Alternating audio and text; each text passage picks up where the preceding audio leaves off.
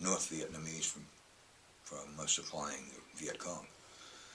And that particular mission was about 2 weeks long. We went in and came in helicopters and probably walked 10 or 15 miles to get to the spot, and then had to under combat, under fire, take the hill and hold it, so that the locals would then come in and hold it. 3 weeks later, they lost it again. How much gear would you, exactly would you bring around? I'm sorry, what? How much gear would you bring around with yourself daily? Gear? Well, one of my prime job was to maintain all the little hamlets that were in country at the time in Vietnam. Mm-hmm. And I had a toolbox that was 5 feet by 3 feet by 2 feet tall, and it had all the tools that I would need, hopefully, for the jobs that I could do. And I would go from one place to another. I might get back to Saigon 2 or 3 days later, and I'd get there, and sometimes I would be there and they'd give me some more stuff and say, well, you've got to go down to the Delta area now and do this, this, and this. I might not see, really, Saigon in a nice clean bed for a week or two.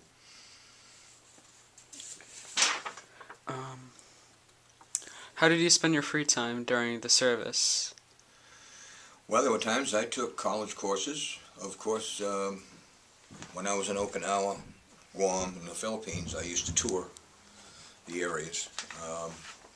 I tried my darndest to learn the language and kind of to blend in a little bit. I'd say took college courses. Then, of course, we always have to go to the bars and have a drink or two.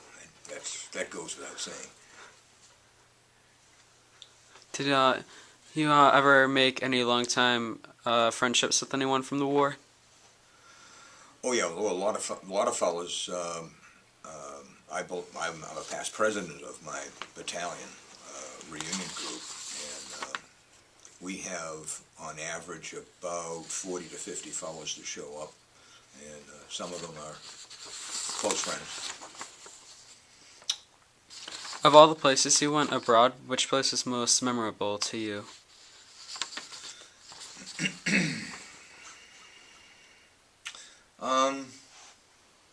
Thailand, I believe, was probably the most memorable.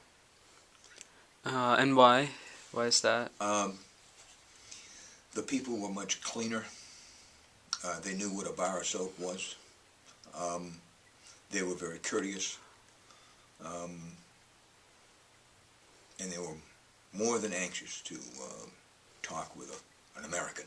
Mm-hmm. And it was very interesting how much English that they knew, and used to carry on quite conversations. Mm-hmm. At any point during your service, were you scared at all? Oh, of course. Almost every time that I left Saigon, there was all sorts of different incidents that would occur. It was nothing. We had we didn't. The Vietnamese had a training base about 20 miles outside of Saigon, and that was supposed to be a so-called safe area during the daytime. And there was a colonel who was in charge of that, and he was the senior colonel in the Army at that time. And he used to call us and say, hey, we got some problems. So we'd get out the next day. And just before you got to that base, there's an S-curve and a bridge. And I always said that we were going to get hit there one of these days. Well, I did. We had 90 holes in the side of the pickup truck when we got to the base. And that was kind of... How often do you think about the war? Quite often. I have sometimes, it's interesting. Every once in a while I'll slip back. Somebody takes a book and drops it on the floor and it goes flat. I might just automatically dive under the table. It's just one of those things that still there. When you hear the words Vietnam, war, communism, what comes to your mind? Enemy. While you were in Vietnam, to you, did you see or find it possible in any way to spread the American dream when there were bombings and fighting going on? Yeah, there was a lot. See, one of the things that we did, this is why I was in Cambodia and Laos.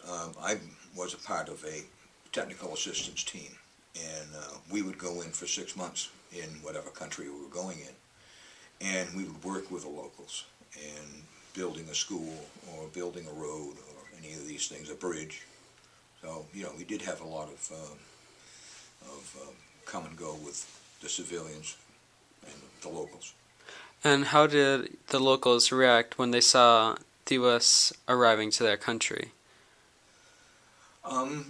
In most cases, they were happy to see us because we had the expertise they did not. How were the other soldiers like? Well, I was almost one of the older soldiers. I went in the service late. Yeah. I was 21 when I went in. So how were the other soldiers like?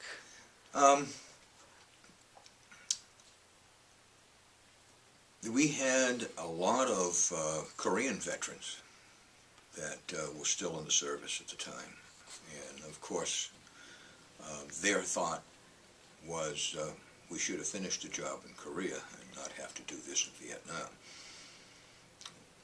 It was there was some ill feelings there from some of the old veterans. Yeah. Could you describe your commander a little bit? My what? Commander? My commander was a ex-enlisted man, and he became a full commander through act of Congress because you can only go to a lieutenant commander, and he was very good at what he did. In fact, the day I met him, first time I met him, this is in Vietnam, was at the Brinks bombing in Christmas Eve. He was on the other side of the lobby when I came landing up next to him. Yeah, that was his first day in the country. Could you describe his attitude towards all of you guys? Very cooperative. I would say the Civil Engineer Corps, which is the officers for the CB units, are well aware that we're not quite as disciplined in military because we have a construction project to do. In other words, we don't walk around in a uniform all the time. When it's 130 out, you're bare-shirted. And it was normally you're supposed to be wearing your hat and your uniform at all times. But in the construction field, that doesn't happen. In fact, I got to tell you this story. I was at one of our reunions in Washington, D.C., and this fellow walked in, and he became a rear admiral. And I looked at the name, and I said, gee, I think I know you. I says, when did you join the battalion? He says, 1963. And I says, oh, were you at the building when we expanded Camp Hansen Marine Base in Okinawa? Yes, I was. And I said, now I think I remember. So I asked him, I said, you remember, there was a group of us in a trench just about up to our armpits in mud, trying to put some plumbing pipe in for one of these Marine barracks. And we were struggling, and I said to somebody, don't just stand there, get in there and help us. It happened to be the skipper of the battalion at that time, and Ben was next door, and this is about his first day. And he said, I'll never forget that. He says, here I am, brand new khakis, he came out of Annapolis. And he said, I had to jump in and help you guys. And he says, now I remember you. But this is how the officers and the enlisted got along. You know, when there was a problem, it didn't make any difference. And even today, it's always being polite, calling him sir or